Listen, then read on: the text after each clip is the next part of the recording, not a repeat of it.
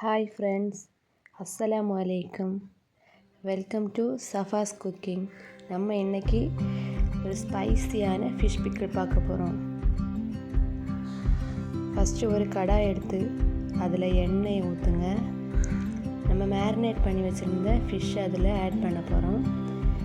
இதில் என்னென்ன மசாலா போட்டிருக்கோன்னா மிளகாய் பொடி, மஞ்சள் பொடி, உப்பு போட்டு ஃபிஷ்ஷை நல்லா மேரினேட் பண்ணி அரை மணிக்கூர் ரெஸ்ட் விட்டு ஃப்ரை பண்ணி எடுத்துடலாம்.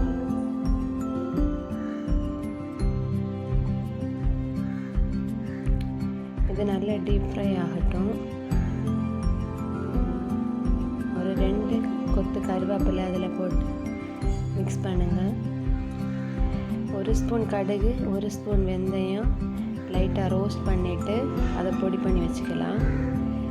ஃபிஷ் நல்லா டீப்பாக ஃப்ரை பண்ணி எடுத்து வச்சுக்கோங்க தனியாட்டு.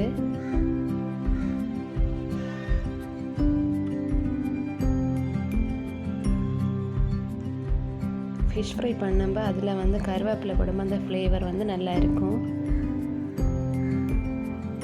அதே எண்ணெயில் 1 ஸ்பூன் கடுகு, ஃப்ளேவருக்காக ஒரு வற்றல் மிளகு, 3 கொத்து கருவேப்பிலை போட்டு ஃப்ரை பண்ணிவிட்டு இஞ்சி பூண்டு பேஸ்ட், ஒரு பவுல் இஞ்சி பூண்டு பேஸ்ட் எடுத்து ஆயிலில் போட்டு நல்ல சிம்மில் வச்சு வதக்கிக்கிட்டே இருங்க.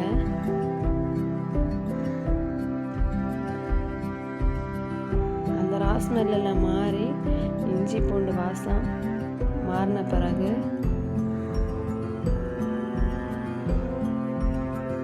நல்லா வதக்குங்க. அதுக்கப்புறம் மசாலா ஆட் பண்ணலாம். மிளகாய்த்தூள், மஞ்சள் தூள், காயப்பொடி, தேவைக்கு உப்பும் ஆட் பண்ணிக்கோங்க. ஃப்ரை பண்ண ஃபிஷ்ஷை எடுத்து போட்டு மிக்ஸ் பண்ணிகிட்டே இருங்க.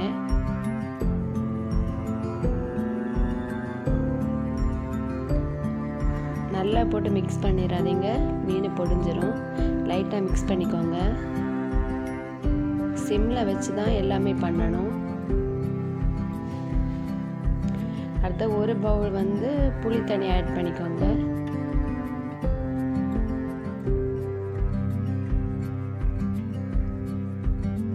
நல்லா மிக்ஸ் பண்ணிக்கோங்க.